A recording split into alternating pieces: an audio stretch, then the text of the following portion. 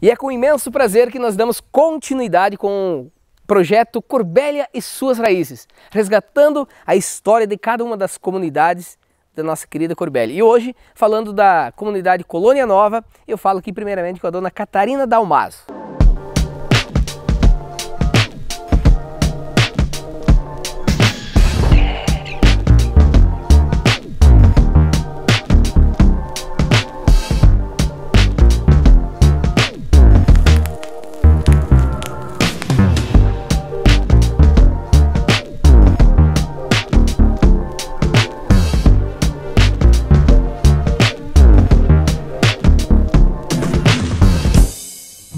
Eu vim de Joaçaba, né? Eu, meu pai, a minha mãe e 3 irmãs. E nós chegamos aqui em janeiro de 1961. Entrei na Colônia Nova, daí o meu cunhado, minha irmã morava em Colônia Nova. E daí eu parava na casa deles e ia na aula ali, dos 13 anos até os 16 anos. Para a Colônia Nova eu vim em 68, era tudo mato, e aí a gente foi derrubando o mato e sempre trabalhando. O que a gente tem é pouca coisa, mas foi ganhado trabalhando. Para a Colônia Nova, eu vim quando eu tinha os 2 filhos mais velhos.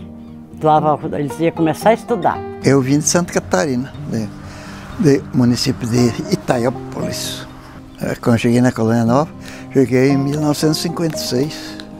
Eu vim de Passo Fundo, e daí viemos para cá, eu vim com 17 anos. Daí nós viemos no ano 60, dia 25 de maio chegamos aqui. Demorou 3 dias para vir o caminhão. Nós viemos em 2 vezes, o final do pai e o final do tio, o pai do Ademar. Em uma pesquisa feita ainda na edição do vídeo documentário sobre a comunidade campininha, descobrimos que a escola mais antiga de Corbélia foi a Escola Dom João VI, que estava localizada aqui mesmo na Colônia Nova. Tinha uma escolinha de madeira lá, até certas coisas lá fazia na escola, né? Nem tinha igreja. E daí, como não tinha um barracão aí fazer festa, tinha a escola, daí esticava uma lona lá, colocava umas tábuas para fazer balcão, ali era o lugar da festa, né? Era aquela escolinha de madeira lá, coberta de tabuinha, tinha a casa da professora no lado. Eu sei que as primeiras professoras que tiveram lá foi as minhas cunhadas mesmo. Foi a Joana Reva, né, que era meu esposo falecido Aricel, que era meu irmão. E a minha cunhada da Artívia, que é a esposa do outro meu irmão, né? Então eu me lembro disso. Daí essas tudo aqui estudaram tudo lá, né? As minhas crianças, o primeiro ano foi tudo na colônia, né? Ela faleceu já. O meu filho aprendeu com ela também. Aí tinha escola lá na Colônia Nova. Um assunto lembrado também foi a construção da primeira igreja. Seu Ibrandino lembra de 2 dos construtores, seu Adão Barbosa, hoje com 98 anos de idade, e seu Aníbal Vidal Teixeira, com 87 anos. Infelizmente, não conseguimos entrevistar o seu Adão por questões de saúde e idade avançada. A primeira igreja foi feita de madeira, só tinha a torre na frente, com 12 metros de altura. E daí veio um vento forte aquela vez, puxou a torre, empurrou a torre, daí caiu a igreja para o lado da estrada. Foi feita uma igreja de madeira, né? Uma parede alta, coisa. Daí a minha falecida esposa era que zelava a igreja, eu era tesoureiro. E daí ela começou a limpar a igreja. Daí ela começou a notar que a igreja estava entortando. Daí falou para o padre Brito: "Padre, essa igreja vai cair."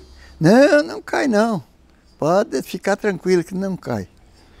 E lá foi, ninguém incomodou. Se não cai, não cai, né? Quando foi uma certa tarde, deu uma ventania, uma tormenta de vento e chuva. Derrubou a igreja, derrubou tudo. Virou uma montoeira de pau. Tinha 2 santos lá dentro. São Brás só quebrou um pedacinho da vela Santo Antônio e morreu.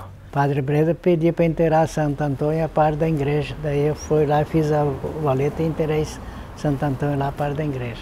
Está enterrada a parte da igreja aí, pro lado de cá, do lado das mulheres ali, para trás da porta, segunda porta ali, uns 2 metros está enterrado Santo Antônio, tudo quebrado em pedacinho. Então, na verdade, eu não tinha nascido ainda, né? Mas o meu nono, né, vieram eles moraram em Guarapuava até chegar em Corbélia aqui, né? E daí, né, nesse tempo que ele afogou, né? Ele foi numa janta lá, né? Ele foi a jantar e entrou um osso de passarinho na garganta dele, né? E daí não tinha aparelho nenhum. Na época eles foram para Curitiba e lá os médicos falaram, né? Não, pode levar para casa porque não tem o que fazer, né? E ele com 12 filhos, né? Família grande, né? Daí ele fez uma promessa que a comunidade que ele fosse morar, que ele fosse fixo, né? Como veio, né? Colônia Nova, ele comprava um São Brás, né? E colocava na igreja. Aí quando a igreja estava pronta, ele nem sei da onde que veio a imagem. Não foi daqui, veio de longe. Ele fez o pedido e foi colocado. Só que a igreja de Colônia Nova, o padroeiro é Santo Antônio, né? Uns queriam que fosse São Brás, o padroeiro, outros Santo Antônio. E daí os da Lapria, se fosse Santo Antônio, davam toda a madeira quadrada para a igreja. Daí foi feito os padroeiros Santo Antônio, daí se construiu a primeira igreja de madeira. Mas sempre foi venerado o São Brás, porque muita gente até ia de Corbélia, de todos os lugares, pagar promessa que faziam, colocavam uma fita, media a garganta, né? E colocavam uma fita, outros vela, outros flores, né? E isso permaneceu muitos anos. Daí agora faz acho que uns 5 anos que veio uma mudança das capelas, né, das comunidades. Daí o padre pediu, né, para tirar só deixar o Santo Antônio lá, né. No dia que saiu o São Brás, o pessoal ficaram muito triste, porque o pessoal sempre era acostumado com o santo lá, né, lá dentro da igreja. Aí pediram, né, meu irmão, né, falou, o que nós vamos fazer? Eu falei, não, o São Brás vai lá para nossas casas, né. Daí comecemos a lidar com a igreja de material. Daí. O tempo foi meu irmão, que era presidente lá da igreja, começou a igreja lá, pegou uns construtor não sabia fazer construção, concreto, fizeram meio mal feito, até o Arthur tiveram que derrubar de novo, acabou o dinheiro e acabou a igreja. Eu não lembro direito, mas eu acho que eles desmancharam daí essa de madeira e fizeram essa que nós temos agora, né? Aquela igreja que está lá na Colônia Nova, eu ajudei a construir, né? Que tinha uma de madeira, aí o vento derrubou, e aí nós ficamos sem igreja. Aí resolvemos fazer aquela lá. Eu, o Luiz Lira e um dos Damaso, o Arcindo, aí fizemos um financiamento no Bamerindos para construir aquela igreja lá. Nós saímos, eu, o Luiz Lira, e saímos na comunidade, pedir uma ajudinha, fazer um fundo para nós começar a fazer de novo, né? Aí uns ajudavam, como bastante ajudou, alguns davam uns coices na gente, aí não adianta, vocês vão só pegar dinheiro e não vão fazer nada e coisa. Mas nós não paremos, continuamos a luta, né? E fomos fazendo coisa, festinha e coisa, e fomos fazendo até que fizemos depois essa igreja de material que está ali até agora, né? A estrada de acesso à Colônia Nova também sofreu mudanças ao longo dos anos. Hoje parte dela é revestida com paralelepípedos. Nos primórdios da colonização, quando os moradores locais precisavam se deslocar ao comércio, esses faziam de carroça ou de carona com caminhões que puxavam madeira. Uma coisa muito interessante que eu achei quando a gente veio para cá, a estrada era um túnel de Taquarussu.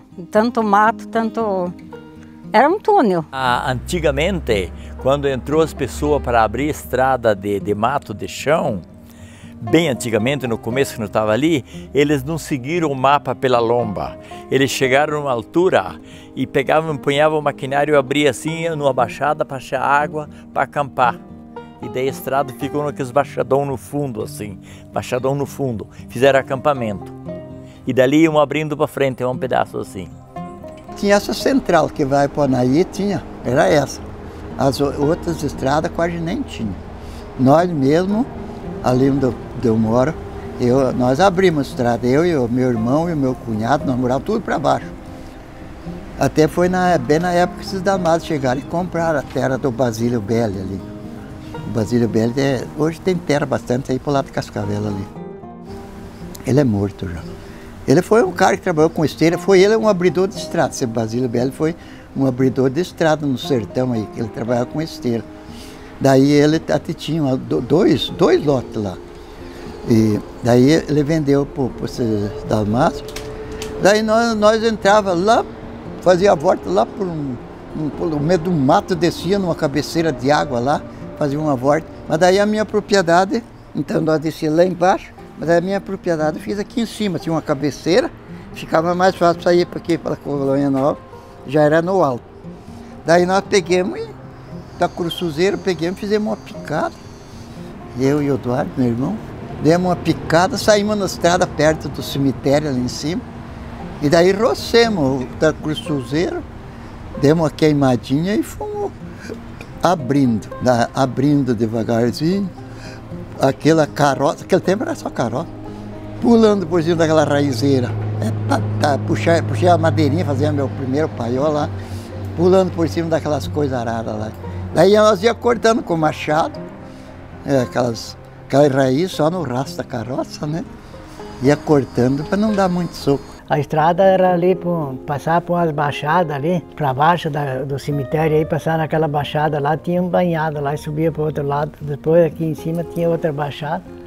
Depois um dia nós reunimos lá na igreja, lá tinha uma que trabalhava na Imatera ali.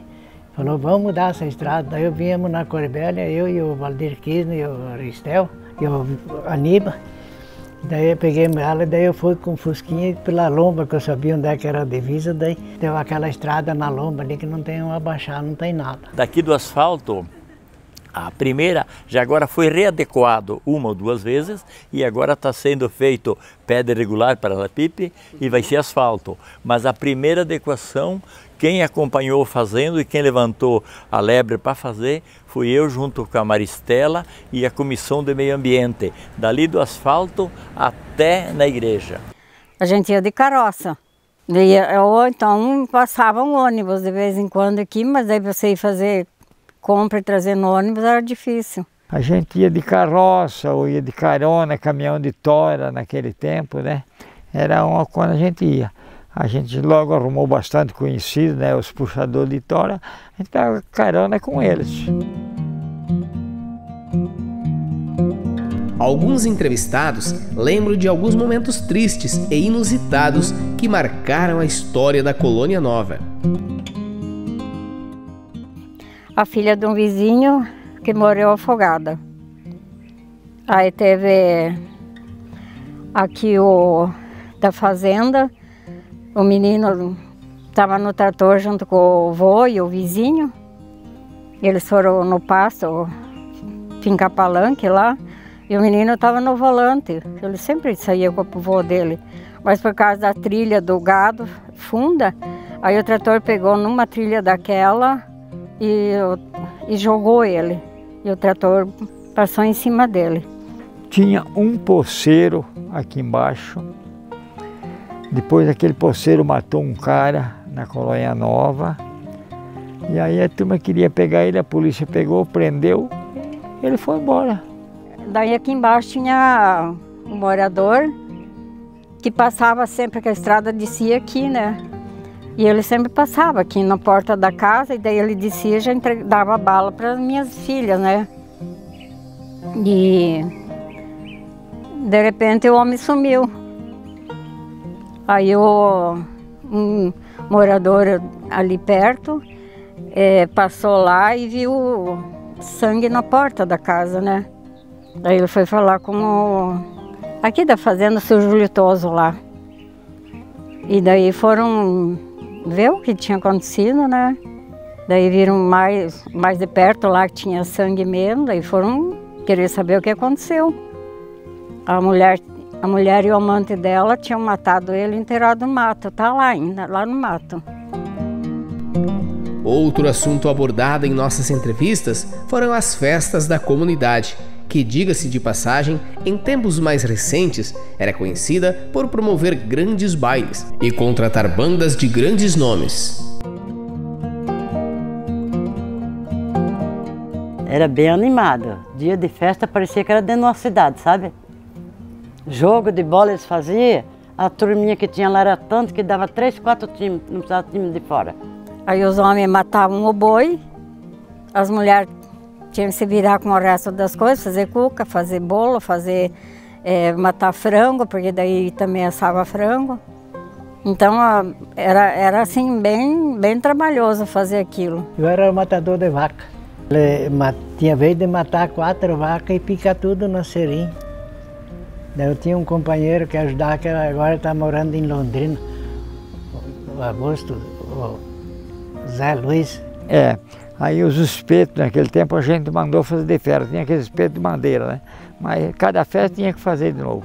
Aí a gente resolveu ir no ferreiro, esqueci o nome do ferreiro agora, né? Mas então a gente ia lá e mandava fazer os espetos, e aí era a festa aquela lá. A gente matava a criação aqui, não tinha de comprar carne de fora. Hoje a carne é trazida de fora. Naquele tempo a gente pegava um arreio que nem aquela ali, ó, matava e fazia o churrasco. E assim a gente encerra então mais uma história de mais uma comunidade, Colônia Nova. Esse é o projeto Corbélia e suas raízes.